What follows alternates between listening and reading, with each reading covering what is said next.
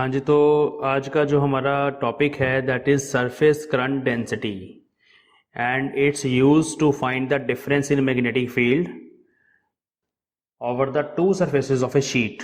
ठीक है, तो पहले हम डिफाइन करते हैं कि ये सरफेस करंट डेंसिटी क्या होती है। Topic is surface current density. अभी तक हम करंट की जब बात करते हैं तो हम जो कंडक्टर्स लेके चल रहे थे अभी तक, चाहे हम ले रहे थे सर्कुलर लूप, चाहे हम स्ट्रेट वायर लेके चल रहे थे, वो सारे कंडक्टर्स जो थे they were one dimensional conductors like cylindrical wire. Cylinder है, थिकनेस बहुत कम है, तो वायर की बात कर रहे थे। हमारा जो करंट फ्लो कर रहा था वो वायर में से फ्लो कर रहा था। अभी हम उस करंट को एक मेटेलिक शीट में से फ्लो करवाने वाले हैं। तो जब करंट मेटेलिक शीट में से फ्लो करता है उसके भी दोनों तरफ, चारों तरफ मैग्नेटिक फील्ड सेटअप होती है मेटेलिक शीट के। देखिए कैसी होती है मेटेलिक शीट। देखिए मान लो हमारे पास यहाँ पे कोऑर्डिनेट सिस्टम है, ये this is Y axis, Z axis and X axis. तो सामने वाला जो प्लेन है, जो आपका ये ब्लैक बोर्ड का प्लेन है, उस प्लेन में हमारे पास एक शीट पड़ी हुई है। वो मैं शीट दिखा रहा हूं आपको। इस प्लेन में हमारे पास एक एक्स वाई प्लेन में एक शीट पड़ी हुई है।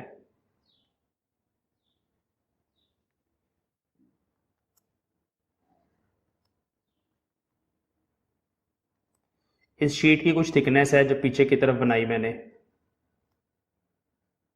Like this. ऐसी एक शीट है। तो इस शीट के अंदर करंट जो है वो फ्लो कर रहा है, करंट जा रहा है, आई करंट। अब इस करंट के कारण यहाँ पर मैग्नेटिक फील्ड होएगी। वो मैग्नेटिक फील्ड फ्रंट वाले सरफेस पे मैं पिंक कलर से बना रहा हूँ। फ्रंट वाले सरफेस पे जो मैग्नेटिक फील्ड है यहाँ पे इस सरफेस पे, that magnetic field will have some direction. Let us suppose the component of magnetic field along y axis is by positive. बाहर वाली डायरेक्शन में पॉजिटिव y के लिए by पॉजिटिव, और ये जो पीछे वाला सरफेस है उसकी मैग्नेटिक फील्ड का जो y कंपोनेंट है that is by negative.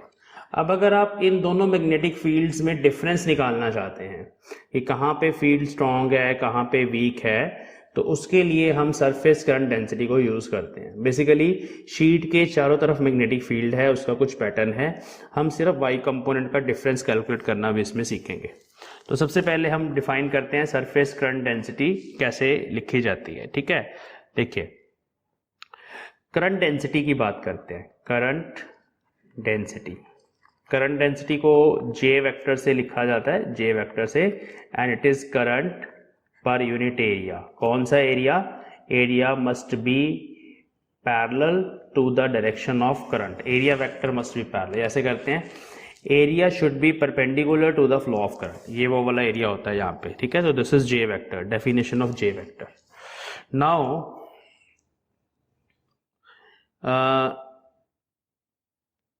let current I is flowing along x axis। तो इस तरह से करंट I जो है यहाँ पे फ्लो कर रहा है, टोटल करंट I फ्लो कर रहा है x एक्सिस की तरफ। ठीक है, तो in that case current density will have only one component. वैसे ये वेक्टर होता है, तो अगर करंट सिर्फ इस डायरेक्शन में फ्लो कर रहा है तो हमें ये वाला एरिया लेना है जब आपने करंट डेंसिटी को कैलकुलेट करना है। ठीक है, तो उस केस में the J vector will have only one component, only X component. तो therefore J X will be finite. उसको हम बोल देते हैं जे एक्स को, जे बोल देते हैं X component. Y component current density का जीरो आएगा क्योंकि करंट ही हमारा इस डायरेक्शन में जा रहा है एक्स एक्सिस के अलोंग, और z कंपोनेंट भी इस केस में करंट डेंसिटी का जीरो ही है। तो हमारे पास सिर्फ x कंपोनेंट है which is j। Now if you want to calculate the current through this area, current है ना, तो in terms of current density कैसे लिखा जाता है? देखो, करंट लिखना है तो एरिया और करंट डेंसिटी को मल्टीप्लाई करना पड़ेगा। तो let us right the current through a unit length, the current through, total current नहीं लिख रहा मैं, अभी यूनिट लेंथ वाला लिख रहा हूं, ए यूनिट लेंथ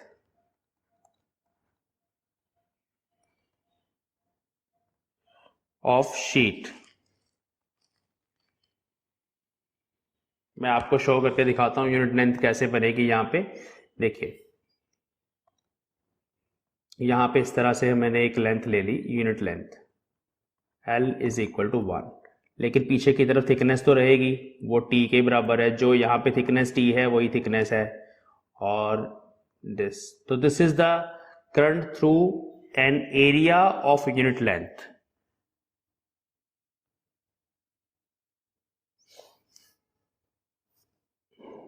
करंट पर यूनिट लेंथ, ठीक है, डिफाइन कर रहे हैं, रुको एक मिनट। हाँ,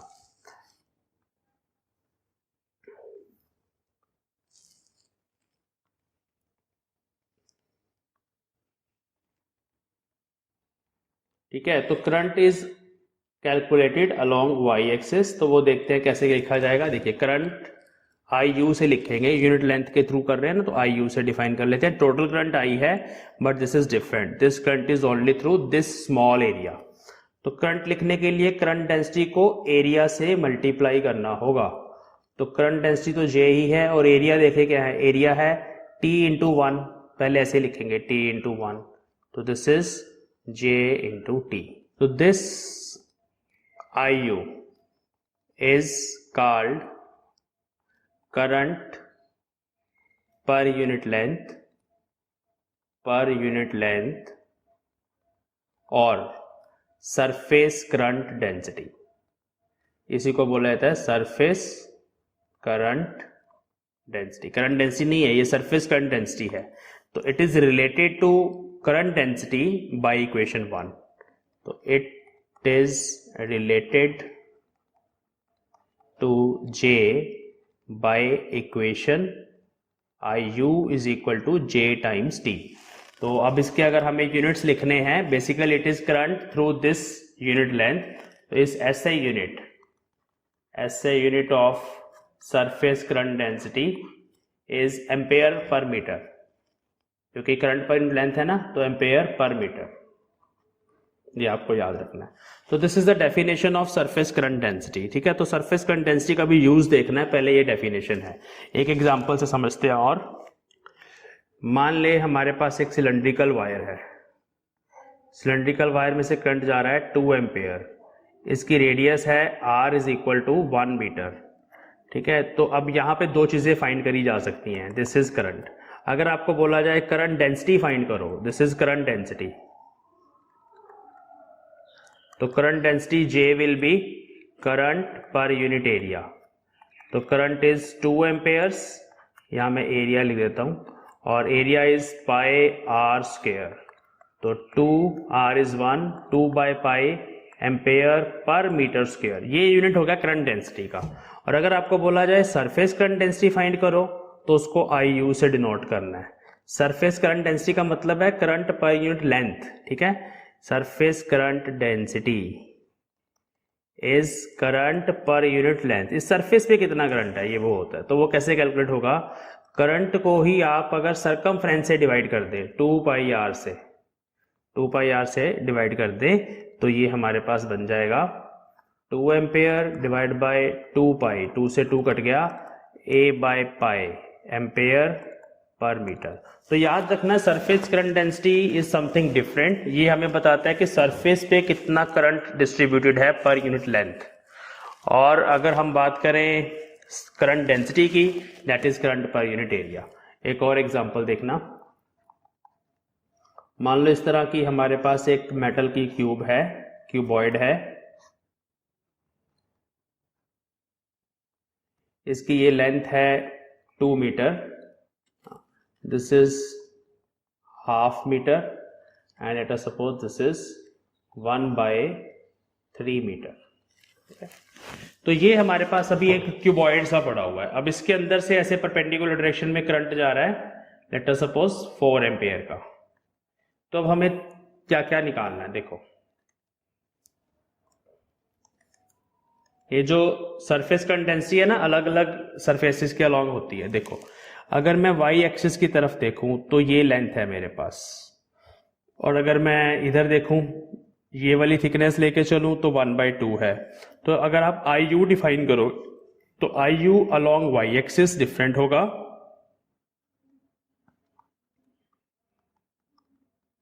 वो बन जाएगा, उसको आई यू वाई लिख लेते हैं, वो बन जाएगा current 4 ampere divide by length. Length कौन सी लेनी है? ये वाली, वाई एक्सिस वाली, वो जो पीछे वाला सरफेस है या जो ये आगे वाला सरफेस है, तो वो लेंथ लेनी है 1/3 मीटर। सॉल्व करके बन गया 12 एम्पेयर पर मीटर।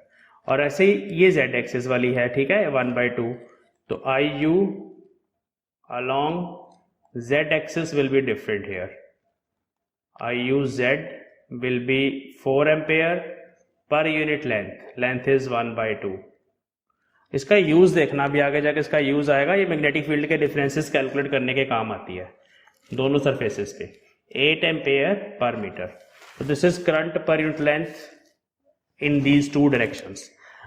अगर आपको पूछा जाए सर ऊपर वाली डायरेक्शन में भी कैलकुलेट कर ली, ये लेंथ भी ले ली, ये भी ले ली, इसको नहीं ले सकते? नहीं, length should be perpendicular to the flow of current. ये लेंथ करंट के अलोंग है, तो उस तरफ नहीं है ना, उस तरफ इस डायरेक्शन में हमारे पास कोई करंट आ नहीं रहा, मतलब उधर से पीछे से कोई करंट आगे की तरफ आ नहीं रहा, तो इस एरिया में से करंट निकल नहीं रहा, उसको डिफाइन नहीं करते। Use of surface current density to find difference in B vector magnetic field on two parallel surfaces of a current carrying sheet। पहले प्रॉब्लम को समझेंगे कि ये क्या करने के काम आती है।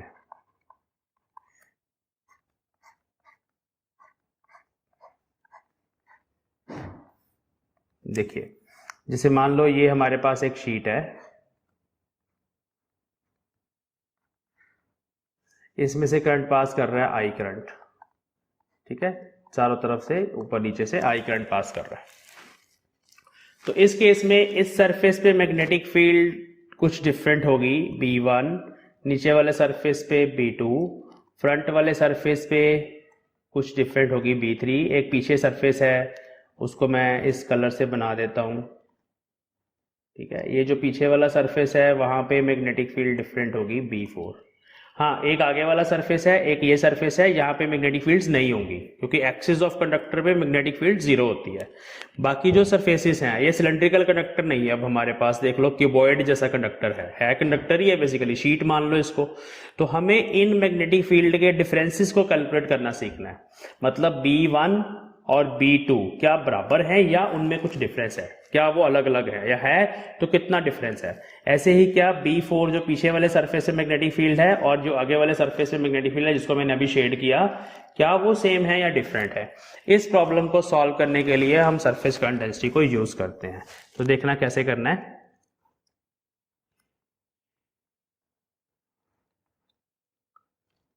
कोऑर्डिनेट सिस्टम बना लेते हैं सबसे पहले। इनफाइनाइट शीट है मेरे पास, जैसे मैंने अभी बनाई थी, कुछ थिकनेस है उसकी T, XY प्लेन में पड़ी हुई है, करंट वैसे ही आई जा रहा है।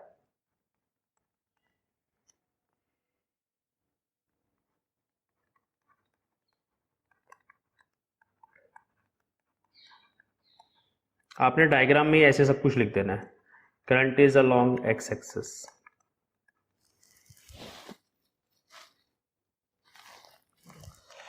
तो let us calculate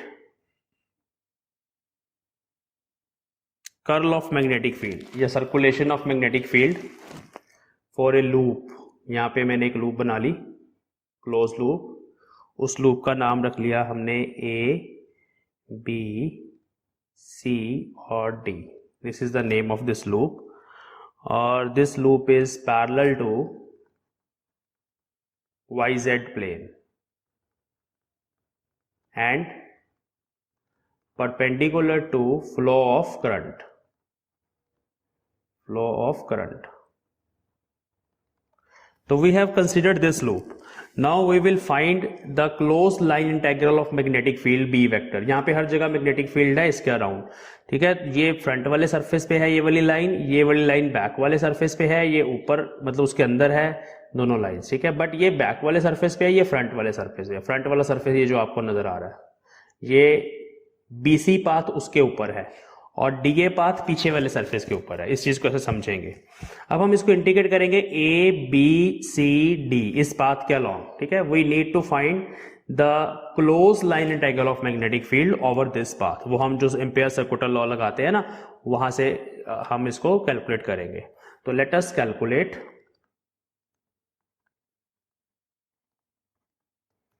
B dot DL को बोला जाता है close line integral of magnetic field over the path ABCDA, closed path. ठीक है, अब एम्पेयर सर्कुलर लॉ बोलता है कि ये जो इंटीग्रेशन है ना, this will be equal to the mu naught times current enclosed by the path, current enclosed by this path. हमने देखना है इसके अंदर कितना करंट इनक्लोज्ड है.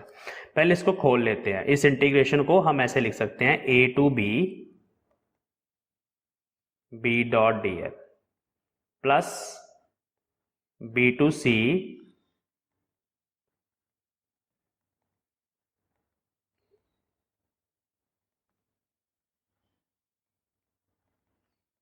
Plus D to A.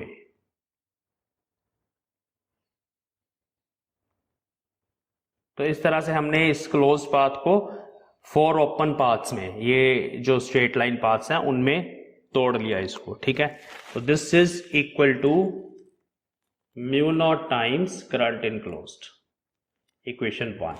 अब इसमें हम एक एक टर्म को बारी बारी देखते हैं कि इनमें क्या क्या चीजें हमारे पास कैलकुलेट होके आएंगी और कैसे आएंगी. ध्यान से देखना. A टू B अगर हम बात करें, A से B तक आ रहे हैं हम. ठीक है, इस पाथ के अलोंग मैग्नेटिक फील्ड का Z कंपोनेंट आएगा. इस पाथ के अलोंग सिर्फ और सिर्फ मैग्नेटिक फील्ड का Z कंपोनेंट आएगा बच्चों. Z कंपोनेंट मतलब बाहर की तरफ, स्क्रीन की बाहर की तरफ. ठीक है, अब Z कंपोनेंट मैग्नेटिक फील्ड का यहाँ पे 0 है. 0 इसलिए है क्योंकि ये जो थिकनेस है शीट की, that is very very small. Magnetic field का Z कंपोनेंट 0 है because thickness is so small. Okay, now A to B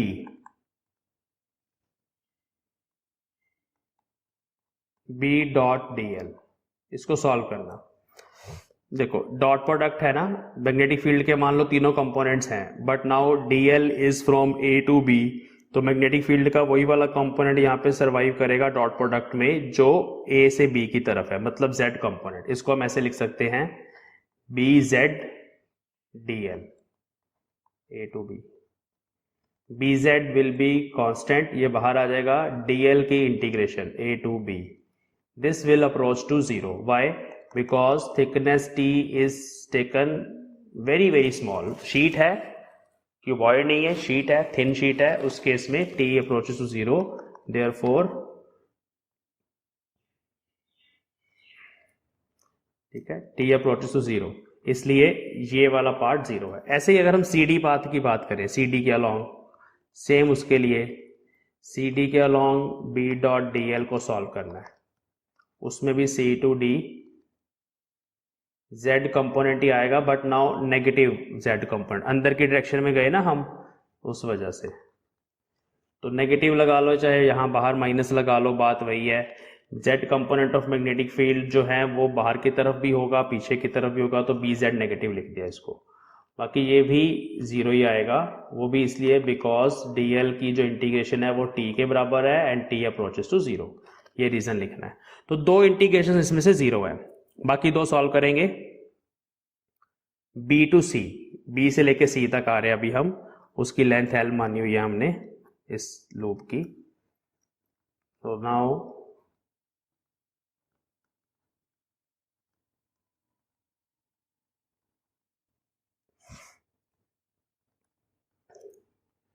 नीचे की तरफ आ रहे हैं हम y एक्सिस के opposite. And let us suppose इस सरफेस पे मैग्नेटिक फील्ड का कंपोनेंट है BY पॉजिटिव. तो ये पीछे वाले सरफेस पे हम मैग्नेटिक फील्ड का वाई कंपोनेंट कंसिडर कर लेते हैं, बी वाई नेगेटिव, ये जस्ट नोटेशंस हैं। वाई पॉजिटिव का मतलब है कि ये जो फ्रंट पे ये हमारी जो शीट है उसके लिए मैग्नेटिक फील्ड का कंपोनेंट बी वाई पॉजिटिव से डिनोट किया, और पीछे वाला बी वाई चाहे B1 B2 से कर दो, अब डिनोट कोई फर्क नहीं है, बट ये वाई एक्सिस के अलॉन्ग है इसलिए वाई उसके पैर में लिख दिया हमने, ठीक है। अब हम जब बी से सी तक इंटीग्रेट करेंगे तो डीएल की डायरेक्शन देखो, डीएल की डायरेक्शन नीचे की तरफ है, मैग्नेटिक फील्ड ऊपर की तरफ है, तो एंगल 180 डिग्री है। ये लिखा जाएगा यहाँ पे ऐसे, B Y positive into DL into cos 180 degree, दोनों में 180 डिग्री का एंगल है। DL will be in the downward direction की लूप हमारी ऐसे चल रही है, तो DL is in downward direction and magnetic field component is in Y direction, up direction, तो इसलिए 180 डिग्री का एंगल, तो ये बनेगा माइनस बी वाई नेगेटिव, और फिर जब आप डीएल को इंटीग्रेट करोगे तो टोटल यहां से लेके यहां तक की लेंथ एल आ जाएगी, तो ये integration minus B Y positive into L के बराबर है, ठीक है। ये जस्ट नोटेशन है और कुछ नहीं है, इससे कंफ्यूज नहीं होना। ऐसे ही अगर हम बात करें D to A, integration from D to A B dot D L, अब आप देखिए पीछे वाले सरफेस पे है ये वाली लाइन, पीछे वाले सरफेस पे मैग्नेटिक फील्ड है बी वाई नेगेटिव, चाहे B1 B2 लिख देते, मैं फिर से कह रहा हूं, डॉट डीएल, डीएल ऐसे ही आ जाएगा, angle will be 0 degree now, 0 degree इसलिए क्योंकि हम भी ऊपर जा रहे हैं, मैग्नेटिक फील्ड भी ऊपर ही है, तो ये आ जाएगा प्लस बी वाई नेगेटिव, ये मैग्नेटिक फील्ड होगी, और डीएल की इंटीग्रेशन एल। तो अब ये सारी वैल्यू 0 0 और ये दोनों वैल्यूज हमने लेफ्ट हैंड साइड में पुट करनी है लास्ट इक्वेशन के, तो लेफ्ट हैंड साइड पे सिर्फ ये दो टर्म्स आएंगी हमारे पास, वो मैं लिख रहा हूं। तो लेफ्ट हैंड साइड पे आ गया B Y negative minus B Y positive, L common ले लिया, और राइट हैंड साइड पे mu naught times current enclosed. अब हमें देखना है कि वो ABCD में से करंट कितना निकल रहा है, ठीक है, लेट अस सी। देखिए टोटल करंट आई है, ABCD में से करंट देखना है, देखो ये L है और इस तरफ हमारी थिकनेस है, ये जो साइड है A से B वो T है, देखिए यहां पर भी T लिखा है, ये भी T है, तो एरिया हो गया हमारे पास L इंटू T, ये एरिया आ गया, और इस एरिया के अंदर देखना है कितना करंट है, वो हमें दिखना है यहाँ पे। देखिए current enclosed by the loop is mu naught times, in terms of current density लिखेंगे, current into, current is current density into area, area is L into T, area is L into T.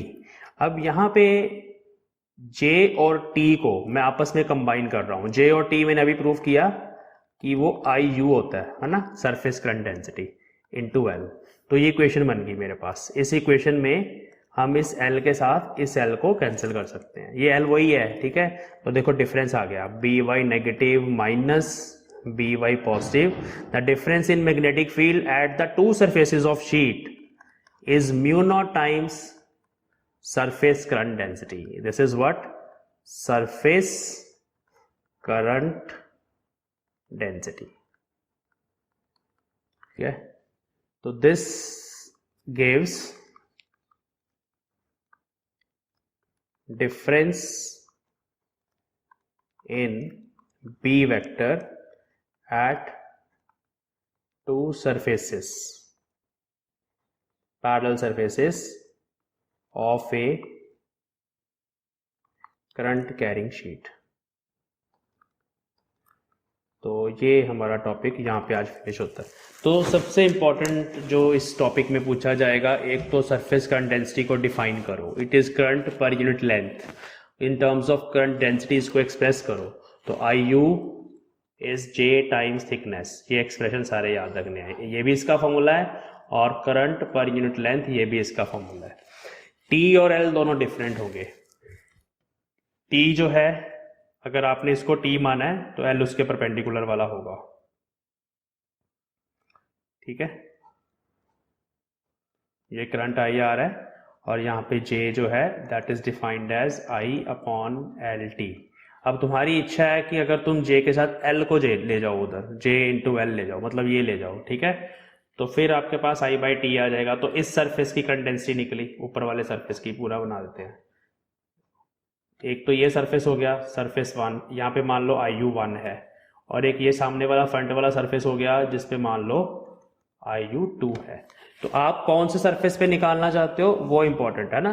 देखो मान लो आपने IU1 calculate करना है, तो जब आपने IU1 calculate करना है उस केस में ये जो T का फैक्टर है, T का factor current per unit thickness, हाँ ये वाली लेनी पड़ेगी, ठीक है। I बाई टी लेंगे, IU1 लिखना है तो IU1 will be I by T, ये वाली लेंथ आएगी यहाँ पे, ठीक है। अगर इस सरफेस, ऊपर वाले सरफेस के लिए करना आपको, ये लेंथ करंट के परपेंडिकुलर होती है, और इस केस में ये किसके बराबर आ सकता है, J इंटू एल के बराबर। इसी एक्सप्रेशन से हम इसको J इंटू एल भी लिख सकते हैं। और अगर आपको IU2 फाइंड करना है, ये सामने वाले फ्रंट की आपने फ्रंट सरफेस की, अगर आपने इस फ्रंट सरफेस की करंट डेंसिटी फाइंड करनी है, सरफेस करंट डेंसिटी, तो वो आ जाएगी I बाई एल।